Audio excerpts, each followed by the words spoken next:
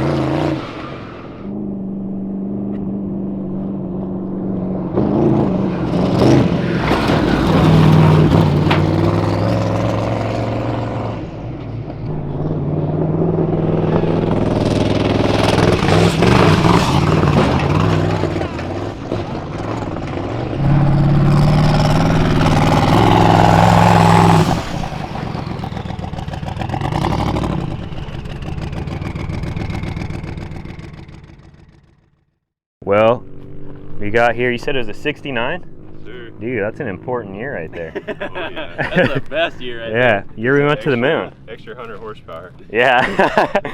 So, how long have you had this truck? About 5 years now. 5 years? It was a daily driver at first. Ran it for a good year and a half, and then had a buddy that's got a Bronco 2 that's similar setup, and I was like, dude, that's badass. I need to do that. So I just, start building and get where you are now. So, what was the truck like when you got it? Was it leaf sprung, nothing done at all? Was it like a stock truck, or did it have some stuff done? Bone stock, had a giant cab over camper on it.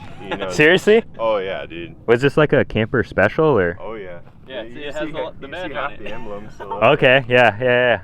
I think I knocked the other half off or something like that bombing out here before. But So, don't these things come with like bigger beams, the camper special?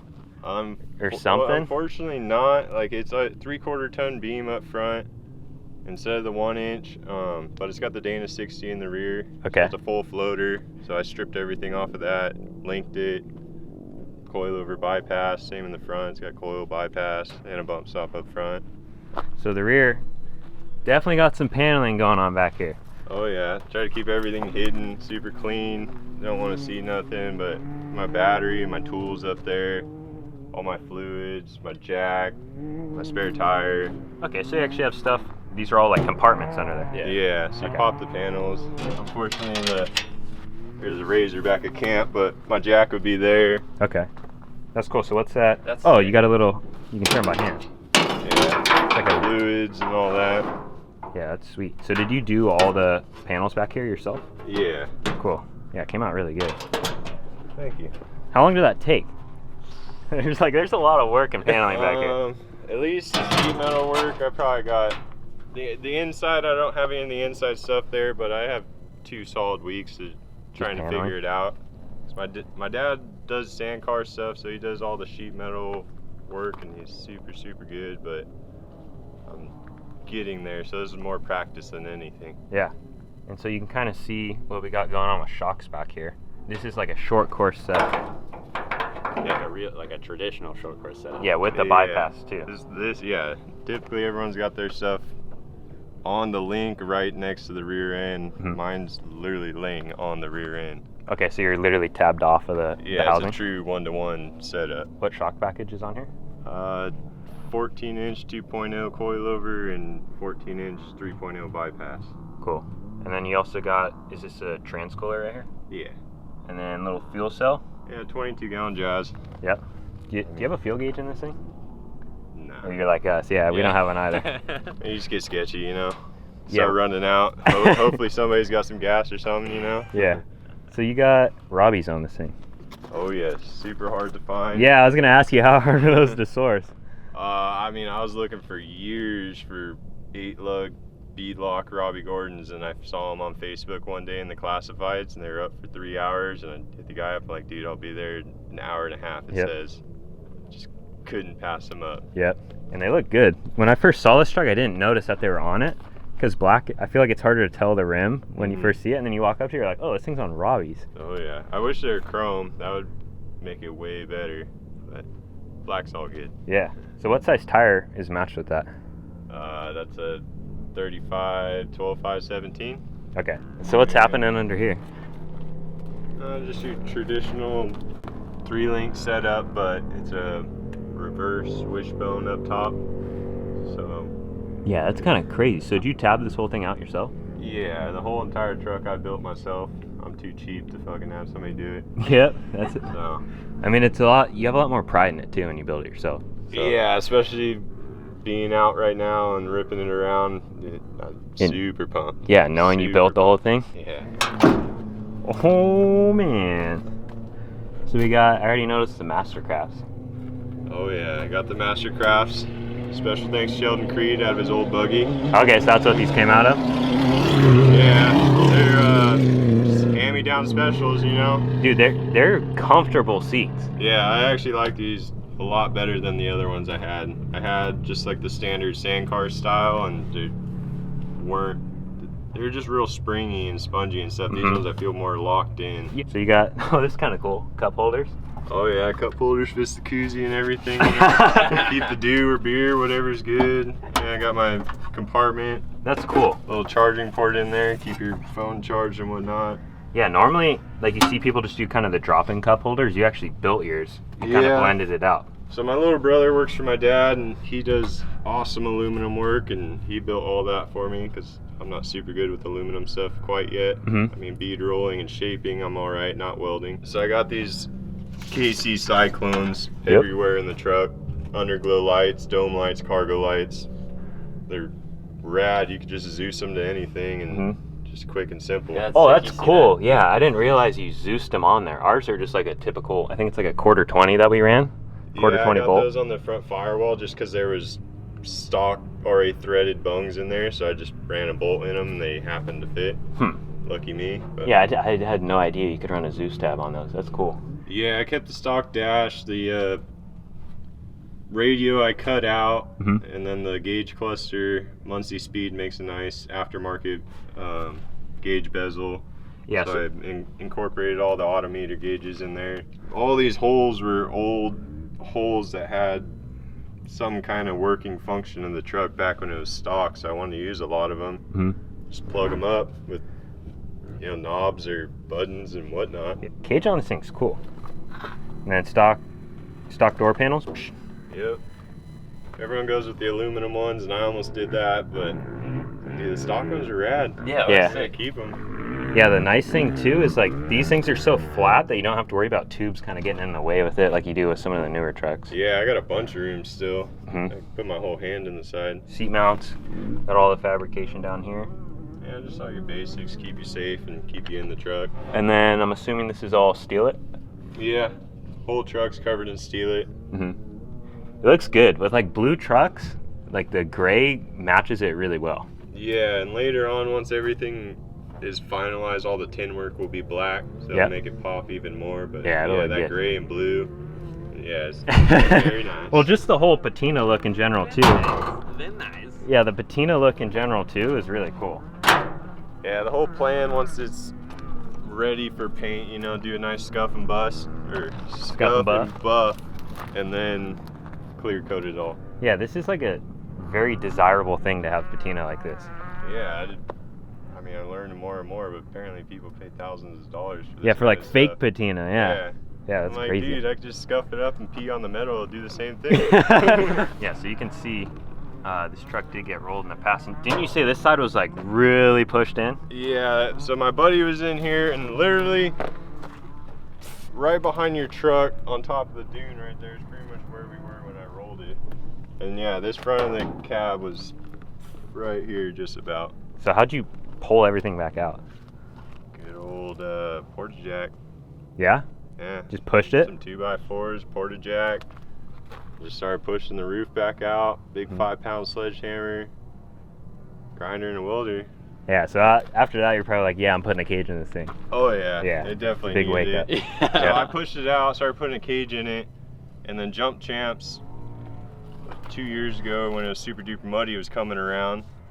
And truck wasn't even done. I was already planning on back halving it, doing the link setup. I'm like, all right, I'm entering this. I entered it. Truck wasn't even done, dude. Mad dash to get everything going, and the day of, it was on his tires, and we were putting it on the trailer going out Jump Champs. Seriously? That's crazy. Sometimes it's beneficial to have like a hard deadline like that because it actually makes you get to work and get things done. Oh rather yeah, than just, like, dude. putting There it was off. so many nights I slept at the shop, or I was there till 3, 4 in the morning, and then just went to the Fox parking lot, slept there until somebody knocked on my window, woke me up.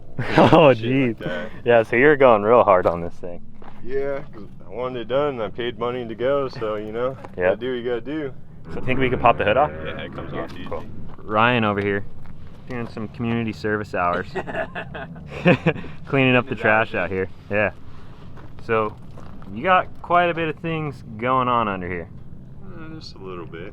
So what do we have under the hood here? So it's a 5.0 stroked out to a 347, and then I got 2 52 mil hair dryers on top of that. What do you call them? Mullet blowers, dude. Mullet blowers, dude. So last time we were out, this thing was still kind of choking up. You're having a little bit of issues, but now you got it all resolved. Yeah, And it's running a lot better. I'm learning with the turbo setup, whole new motor package for me. It's just, you know, spark plugs and fuel issues basically right now. Mm-hmm. So we resolved a lot of that, and now she runs very well. So what'd you swap? You put the motor in, and then you just started piecing everything together? Yeah, so I set the motor in, and the way the headers were sitting with the turbos, I knew the whole old front cage wasn't gonna fit. Chopped everything off, built this kind of outer structure a little first, and then set my turbos up from there. Okay. I literally took my headers and Frankensteined them up super well, but they work. Yeah. Because they were pointing backwards, now they're pointing forwards, and to get them to fit with the spark plugs and stuff, dude, it was a whole ordeal. Yeah. I probably got 2 weeks in just trying to fit the headers. Yeah, there's a lot of stuff to package in here with the full engine cage and motor with turbos. Like on a normal car, you wouldn't have to deal with any of the cage or anything like that. It'd be like, oh, drop it in, makes you're done. so much simpler. Yeah. And I wanted it to look pretty symmetrical and clean, and you know, you pop the hood and you're like, oh damn, that's kind of sick. Well, yeah, that's the thing. When you see this thing just sitting here, it just looks like an old truck, and then you walk up and you're like, what is going on? Like, Oh yeah. I was definitely the throws whole you off. goal. I wanted somebody to be like, dude, what's up with this kid bringing his grandpa's farm truck? And it's flying by, you know, making turbo noises and stuff. Yeah, and we'll cut to the video of you coming through it at Plaster City, just doors smacking open and just blasting through. So what shock package is on the front of this thing? 2.0 coilover and a 3.0 bypass, 10 and a 12. And then you got a little bump stop in there as well. Yeah, 2.0 by 2.0 bump stop, just to help with that bottoming out. Yep. And then how much travel is the front of this thing pulling? Strapped is 13.5 inches. For a stock width truck, like that's a healthy number. Yeah, so stock width, bumps out in the stock location. Same with the rear end too, and like the rear end strapped is 15 inches. What are your future plans for the truck? You just said the front end, you're going to redo some stuff. Is there anything else you want to do? Yeah, just kind of progress and make it strong and healthy and just a good driving truck. Just always want to keep things improving on it. Yeah, I mean, this is just kind of my practice truck. Real good truck, love her, but I got a 73 extra cab F100 I'm building into like a full-blown 1450. So that's going to wrap it up for this video. Thank you for letting us do a walk around on the truck. This thing's definitely unique. You don't see a lot of old school F100s that are built like this to be like stealthy or low key and just kind of undercover. Well, thanks for having me, guys. Glad you guys like the truck. Yeah, it's rad. Hell yeah. So that's going to wrap it up for this video. If you guys liked it, please leave a like, comment, and subscribe, and we'll see you in the next one.